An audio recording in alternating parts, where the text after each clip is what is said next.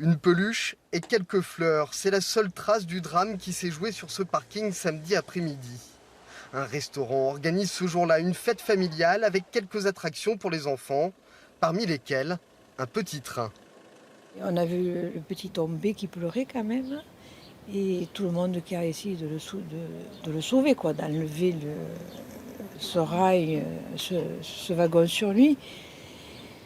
Et puis ça a été l'horreur, quoi. Les cris de la mère, ça vous prenait au ventre, c'était quelque chose voilà, d'inhumain, d'entendre ça, puis les gens qui criaient, les gens qui couraient un peu partout.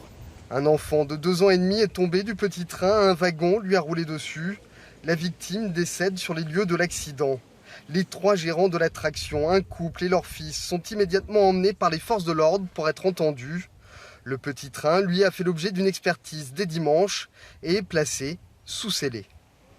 La gérante, son mari et son fils ont été mis en examen pour homicide involontaire par violation délibérée d'une obligation de sécurité et travail dissimulé.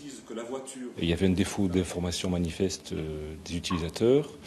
Il y avait également un problème lié aux ceintures de sécurité qui étaient installées sur les wagonnets du train, sachant que l'expert a mentionné que c'était des ceintures collectives qui n'obéissaient en tout cas à aucune sécurité minimale imposée par les textes. La gérante, son mari et son fils devraient être placés sous contrôle judiciaire. Ils risquent jusqu'à 5 ans d'emprisonnement.